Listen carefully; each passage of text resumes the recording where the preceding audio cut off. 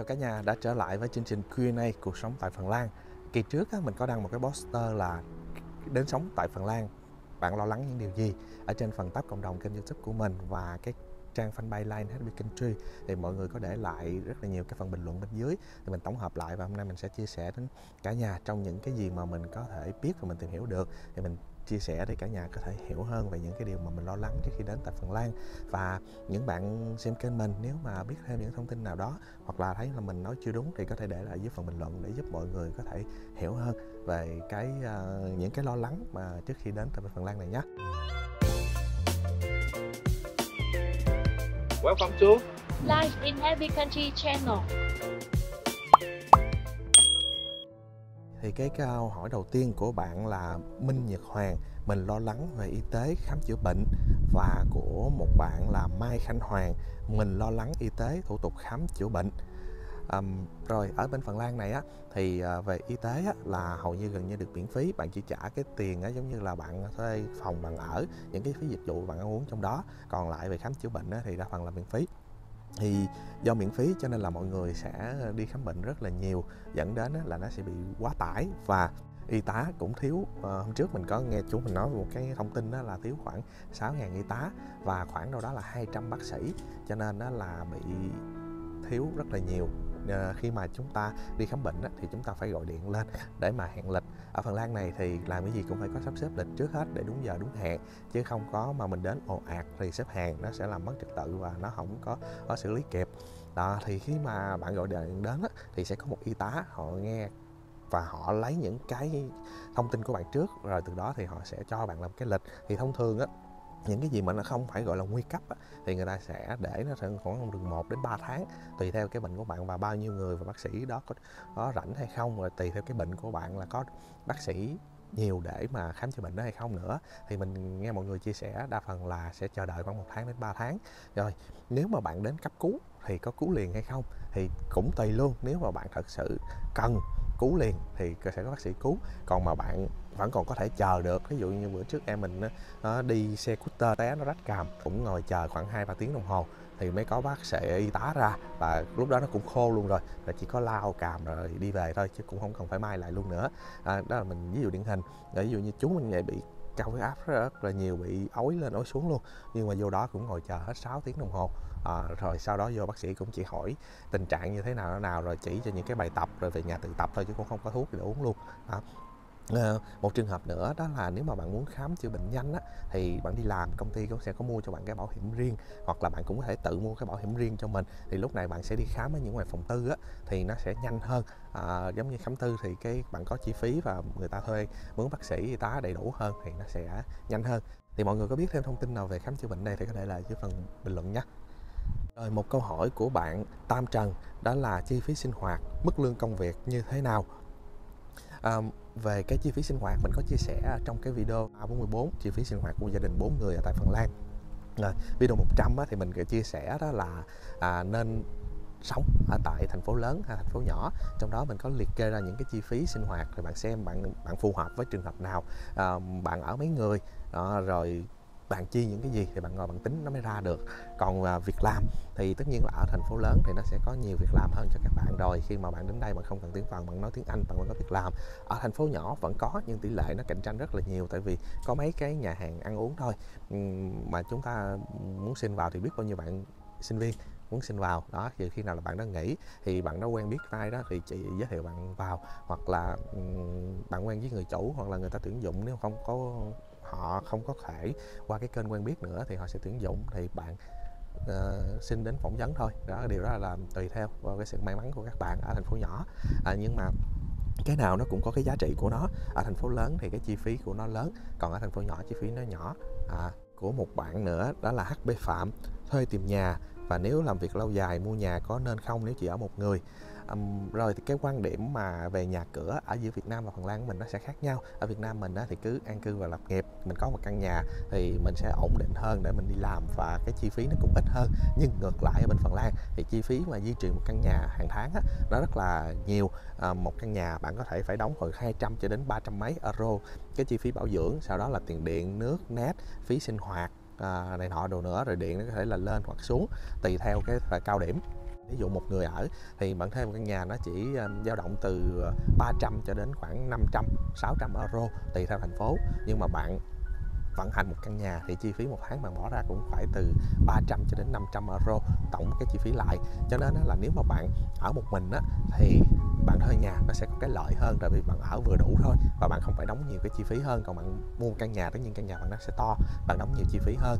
Và một cái nhược điểm nữa đó là ở Phần Lan thì đôi lúc công việc bạn thay đổi thành phố, thì khi này bạn lại bán căn nhà rất là khó đó, bạn phải di chuyển đến thành phố khác bạn mua căn nhà nữa. Còn bạn thuê nhà thì nó rất là dễ cho các bạn, hoặc là các bạn có thể đi du lịch đâu đó nhiều tháng thì bạn có thể trả luôn căn nhà, bạn tiết kiệm được rất là nhiều chi phí đó. Nhưng mà đối với một gia đình thì tất nhiên là mua nhà phải sẽ có lợi hơn, tại vì nó sẽ rộng rãi hơn và con cái nó có nhiều cái nơi để nó sinh hoạt hơn. Câu hỏi của bạn Dương Vũ Thị Thúy là mình muốn làm việc ở nhà kính, bạn có kết nối đầu mối quan liên hệ bên đó giúp mình được không? Về cái nhà kính này thì mình không có nhiều cái thông tin và mình cũng chưa quen biết nhiều mọi người về cái lĩnh vực này, cho nên là mình không có thể kết nối giúp cho bạn được. Nhưng mà mình thì có tìm hiểu một cái thông tin đó, là ở nhà kính thì đa phần là người ta sẽ có những cái người làm trong nhà kính, họ sẽ có những người quen ở Việt Nam và họ sẽ tuyển những người quen đó qua, và cái người mà ở làm nhà kính này nè sẽ có nhiệm vụ là đào tạo cái người quen này, thay vì người chủ phải cho vợ bạn đi học tiếng phần rồi, hoặc là phải có thông dịch viên nói chuyện với các bạn rồi phải đào tạo các bạn, mất rất là nhiều thời gian. Mà làm nhà kính thì thường chỉ có khoảng 6 tháng thôi, còn 6 tháng còn lại là mùa đông đó, cho nên là sau 6 tháng thì người ta lại đi về. Cho nên là với việc nhà kính thì cũng đa phần là việc nó sẽ thường do cái mối quan hệ của cái người trong nhà kính tuyển những người qua. Chứ còn cái trường hợp mà tuyển dụng ở trên thì mình thấy là hiếm có trường hợp, ít có trường hợp như vậy. Còn các bạn nào biết thêm nhiều thông tin về nhà kính thì mình có thể để lại phần bình luận nha. Một câu hỏi của bạn Garden YouTube đó là anh chị vui lòng cho em hỏi qua đó diện visa hôn nhân thì được ở bao lâu và làm những thủ tục gì để được ở lại vĩnh viễn? Cảm ơn chị nhiều. Rồi thì nếu mà bạn đến Phần Lan theo cái diện hôn nhân thì bạn cũng có visa A và bạn cũng sẽ ở đủ 4 năm, bạn có một công việc dài hạn, và tương lai thì người ta cũng đòi hỏi là bạn phải có tiếng phần, thì lúc này bạn mới có thể quốc tịch ở Phần Lan luôn. Nó cũng giống như là visa A của một người đi du học thôi. Và khi bạn đến thì chứng minh tài chính của bạn nó sẽ phụ thuộc vào cái người bảo lãnh cho các bạn, thì họ sẽ đủ cái chi phí của họ và của bạn nữa. Thì mình tìm hiểu thông tin thì nó dao động đâu đó khoảng 17.000 euro cho hai người, hai vợ chồng. Các bạn có thể lên trang Miri để tìm hiểu kỹ thêm vấn đề này. Một câu hỏi của bạn Dũng Nguyễn đó là anh có thể cho em biết là quyền đồng tính LGBT ở đấy như thế nào được không? Thì ở tại bên Phần Lan này LGBT thì mọi người được công nhận và chính phủ cũng công nhận là kết hôn đồng tính ở bên đây. Mọi người rất là bình thường với cái việc mà hôn nhân đồng tính hay là những người ở cộng đồng LGBT. Và cả một cái tháng mình nhớ không lầm đó là tháng 5 thì ở trường đại học và treo rất là nhiều cờ 7 màu luôn. Đó là cái tháng của người đồng tính, người ta vẫn có một cái kỷ niệm, cái sự tôn trọng nào đó dành cho người đồng tính. Cho nên là bên đây thì các bạn đồng tính là được tự do. Câu hỏi của bạn Kim Phát Nguyễn đó là ở Phần Lan mất bao lâu mình mới hòa nhập và thích nghi được cuộc sống bên đó anh ạ? Mong anh rep ạ. Ở Phần Lan thì những bạn mà mình thấy ở đây khoảng 1 năm là hầu như là rành hết mọi thủ tục, mọi thứ đường đi nước bước ở bên đây, mua bán, mua sắm này nọ ở đâu hết rồi. Cho nên là còn lại là do cái khả năng học tiếng phần, quá trình học tiếng phần hay không thôi. Chứ còn 1 năm là mình thấy mọi người đã quen thuộc bên đây rồi. Thì tùy theo nhanh hay chậm thôi. Nếu mà các bạn có quen biết người thân hoặc là quen biết những người bạn bên đây mà đã có nhiều kinh nghiệm đó, thì có thể chia sẻ dẫn dắt các bạn đi đây đi đó nhiều nơi để các bạn có thể hiểu hơn, hòa nhập nhanh hơn. Còn nếu mà bạn không có thì bạn sẽ mất hơi lâu thời gian thêm xíu thôi, nhưng mà mình thấy các bạn đây khoảng 1 năm là hiểu hết mọi thứ rồi. Của các bạn là How Love là gia đình em muốn tới Phần Lan, có cần học tiếng Phần trước rồi làm hồ sơ du học sau đó mới bắt đầu học hay không? Rồi thì nếu mà bạn học tiếng Phần Lan ở tại Việt Nam để đến Phần Lan thì cũng không có ứng dụng được nhiều đâu. Tại vì ở phần thứ nhất là bạn ở Việt Nam cái động lực của bạn nó không cao. Thứ hai là bạn học online nó cũng sẽ không hiệu quả bằng học trực tiếp ở tại bên Phần Lan này, và bạn phải có môi trường để bạn tiếp thu nữa. Cho nên là bạn cứ học trước một số câu cơ bản, chào hỏi này nọ thôi, rồi qua đây bạn gặp môi trường, rồi bạn có những người ở bên đây, rồi tài liệu bên đây bạn học, nó đỡ mất thời gian của bạn. Ở Việt Nam thì bạn tranh thủ bạn học thêm một cái gì đó, hoặc là bạn tạo ra cho mình một cái công việc online, hoặc kiếm một cái công việc online nào đó để mà mình có thể có được nguồn thu nhập thụ động khi mà mình đến bên Phần Lan này. Nó sẽ hiệu quả hơn là bạn học tiếng Phần ở tại Việt Nam trước. Tại vì học ở Việt Nam thì bạn lại phải tốn phí nữa, còn qua Phần Lan này bạn học tiếng Phần thì bạn lại được miễn phí. Nếu mà cái người được bảo lãnh theo đó thì được đi học miễn phí hoàn toàn, mà còn nhiều khi có thể có được hỗ trợ nữa. Và có thể qua đây rồi bạn đi tìm những người Việt nào đó dạy tiếng phần bạn học thì nó cũng được luôn. Thì lúc đó thì bạn học xong bạn có môi trường bạn áp dụng liền. Một câu hỏi của bạn là Emma Huỳnh: điều mình quan tâm, việc làm thêm và nhất là ngôn ngữ tiếng phần. Thì cái câu này lúc nãy mình có chia sẻ rồi, thì việc làm thêm nó sẽ phụ thuộc vào thành phố thôi. Còn tiếng phần á thì tùy theo cái khả năng học ngôn ngữ của mọi người thôi. Ai nhạy á, thì có thể mình thấy có nhiều bạn là mới học nửa năm đến 1 năm thôi là đã rành rồi, còn có thể dạy lại cho người khác được nữa. Còn những bạn nào mà không có khiếu về ngôn ngữ á, thì mất khoảng 1 năm rưỡi đến 2 năm thôi, tùy theo cái khả năng học ngôn ngữ của mọi người, nhưng mà nó không phải là mất quá lâu đâu. Còn mà để mà học mà giỏi hay không á thì bạn phải cố gắng thôi, chứ còn mà học tạ thì bạn học nhiều năm cũng không có đâu vào đâu đâu, tại vì nó cũng phải có một cái cấp độ nào đó để bạn thi quốc tịch nữa. Một câu hỏi của bạn Phan Quốc Huy: sợ lạnh không biết nói như thế nào. Mình cũng có từng chia sẻ những cái video á là cuộc sống âm 23 độ tại bên Phần Lan, để bạn có thể xem lại là khi mà âm 23 độ thì mình sống như thế nào, mình đi học đi làm như thế nào. Một cái video á mà giữa mùa đông qua mùa xuân, cái cảm nhận của mình sau khi trải qua mùa đông như thế nào để bạn hiểu hơn. Và ở đây thì có khoảng 5 tháng là lạnh vào mùa đông, dẫn đến là nó sẽ có nhiều cái hoạt động vào mùa đông hơn. Và sau khi kết thúc mùa đông thì nó sẽ cho mình rất là nhiều cái cung bậc cảm xúc và rất là nhiều cái hay. Thì sau này mình sẽ làm một video là giữa cái nóng và cái lạnh như thế nào để các bạn có cái sự mà cảm nhận sâu sắc hơn. Ví dụ ở bên Việt Nam mình á là mình ở một cái xứ mọi người gọi là ấm áp, nhưng thực tế nó là một cái xứ rất là nóng bức. Ở đây có những ngày 30 độ thôi mình cảm thấy nó mà nóng bức rồi, nhưng mà đổ mồ hôi thì cũng chưa. Ở trong nhà nếu nhà bạn bí quá thì mới đổ mồ hôi thôi, còn ra ngoài là không sao. Nhưng ở Việt Nam mình mà ra ngoài là vẫn đổ mồ hôi, ngồi lên ghế là vẫn nóng rồi. Nhưng mà ở bên đây thì không đến mức độ như vậy đâu, nó mát mẻ ấm áp hơn thôi. Và bên mình nóng như vậy á, cái lâu về dài á nó sẽ khói bụi nó sẽ vô cơ thể mình nè, rồi ảnh hưởng đến sắc tố da mình nè, nó có rất là nhiều thứ. Cái nào nó cũng có cái ưu và cái nhược của nó, cái lợi ích của nó và cái thiệt hại của nó. Thì bạn có thể đón xem cái video sau, mình sẽ chia sẻ về vấn đề đó. Một câu hỏi của bạn Vũ Lix đó là part-time có đủ tiền sinh hoạt, ăn uống, chi tiêu cho một du học sinh hay không? Em cảm ơn admin nha. Rồi nếu mà bạn ở một mình á và bạn ở thành phố nhỏ thì mình có hỏi một người em ở thành phố nhỏ đó thì có thể là làm việc á không đủ 6 tiếng một ngày đâu, rồi người ta có thể sắp xếp bạn làm 3 tiếng 4 tiếng thôi. Thì em nói rồi em đi làm thêm part time thì em cũng đủ sống, nhưng mà đóng tiền học thì ba mẹ có thể phụ thêm. Còn một người em mình nữa thì làm ở trên thủ đô Helsinki và phải đi về để xuống trường với đại học, thì em nói trừ hết chi phí thì vẫn có dư và cũng có thể để dành tiền để đóng tiền học được, nhưng mà hơi cực đó là mình phải đi lên đi xuống giữa hai thành phố để mà mình học.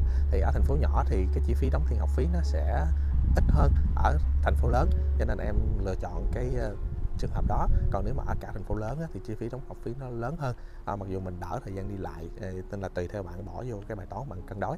Còn nếu mà ở cả một gia đình á, thì ở thành phố nhỏ thì cái làm part time nó vẫn tốt hơn là ở thành phố lớn, tại vì thành phố lớn chi phí nó phình ra luôn cả gia đình, nên là cái nhà ở bạn cũng nhiều hơn, ăn uống sinh hoạt của bạn nó cũng nhiều hơn, cho nên mà bạn đi làm, một người đi làm thêm thì không có thể nào mà cân cái chi phí lại đủ được. Còn ở thành phố nhỏ thì chi phí nó ít và bạn có được thêm thu nhập nữa thì nó sẽ khỏe hơn.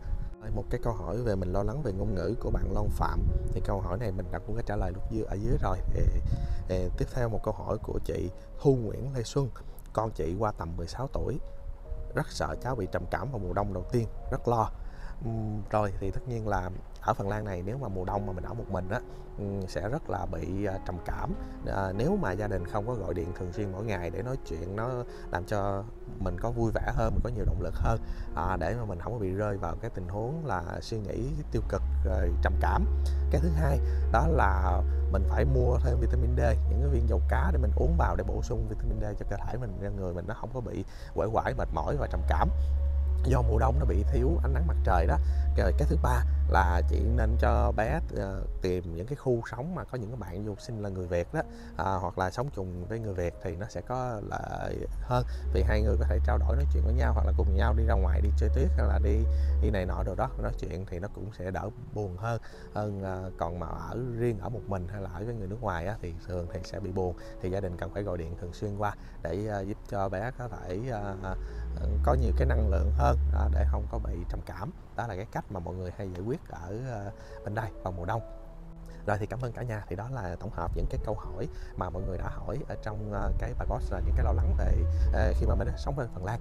Thì mọi người có thấy mà nếu mà có thêm cái trường hợp hay câu trả lời nào nữa thì mình có thể để lại phần comment nhé, và bình luận để giúp cho mọi người có thể hiểu hơn, giúp cho cộng đồng, giúp cho người Việt mình hiểu hơn về đất nước Phần Lan, để mà nếu mà muốn đến đây vì cái giáo dục, vì cái sự yên tĩnh, vì phúc lợi xã hội thì đến Phần Lan để đỡ phải lo lắng và suy nghĩ nhiều hơn.